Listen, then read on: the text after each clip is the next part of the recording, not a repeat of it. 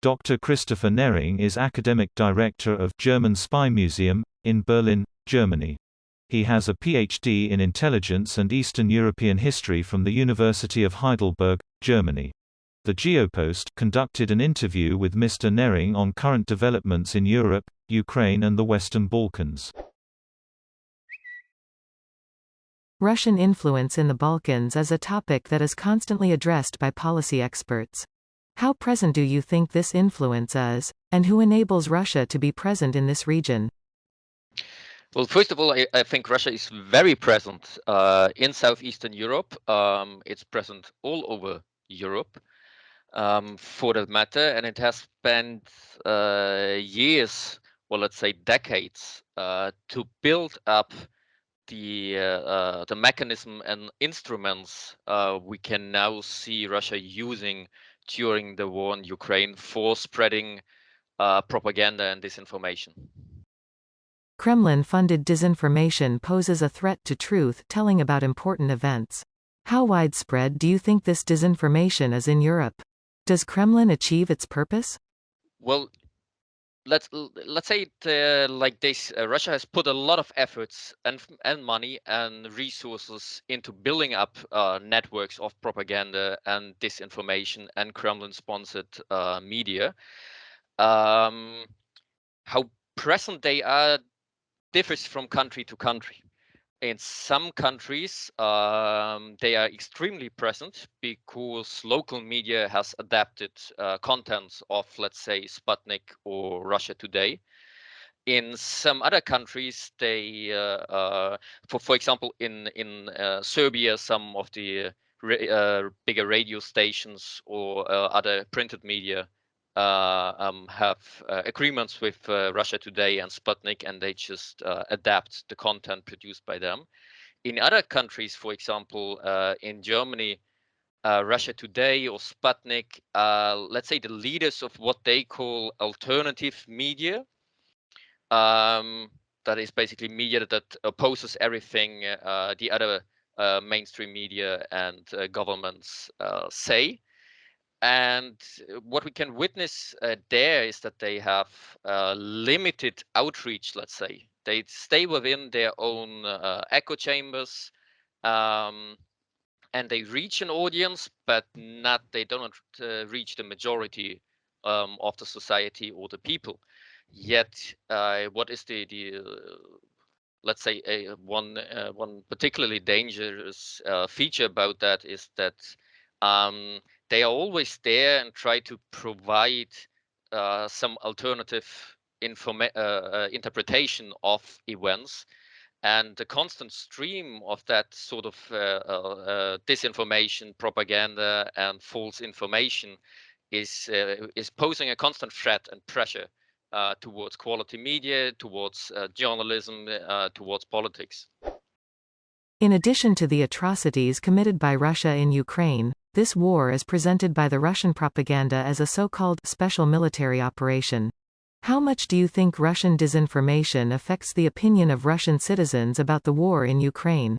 In your opinion, does this propaganda have a wider impact? I'd say in Russia herself, in the domestic realm, the way the Kremlin and Russian state media presents the war does have a wider effect, especially since they shut down all non-government media and all foreign broadcasting stations. So they try to establish their version as the only version.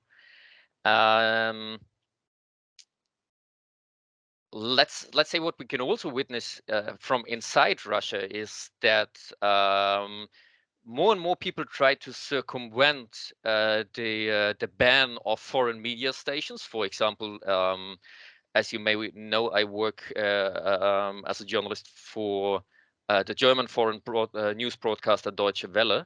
And what we could see there was an increase in the Russian language program, especially online, by people using VPNs, Tor browsers to circumvent the Russian censorship of these media. So it also sparks on an increase, which of course is only true for the younger part of the population. On the other hand, concerning the Russian propaganda version of the events in Ukraine and the war in Western Europe, or let's say outside of Russia, I think this only has a limited outreach. Mainly perhaps amongst Russians living abroad, but the official Russian state television or other state media is not big in countries other than Russia. So I'd say that they have only that the official Russian media has a very limited outreach in countries other than Russia. How do you see the end of the war in Ukraine? Well, of course, this is the million dollar question, and I think there are two sides to it. The first is the military end, which is very hard to predict. I'd say the most likely event, judging from what has happened so far and how things are going at the moment, I think that the most likely outcome is that the conflict during some time will be frozen, and there will be let's say a temporary sort of a temporary agreement, and let's say a new Cold War. If you think about the Berlin scenario after World War II, when there was a wall built dividing not only one country but the entire continent.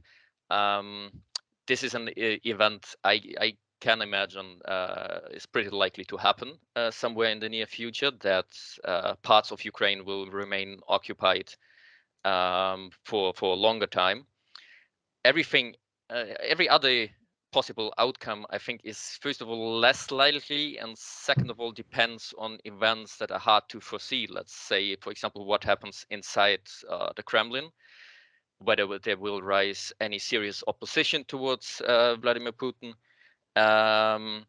or not. It will also depend on the military events, on just how successful Ukraine can fight this war. So I'd say in summary, the most likely event is that the conflict will be frozen somewhere either at the end of this year or next year, but it will remain like a new Cold War in Europe for the next decades, I think.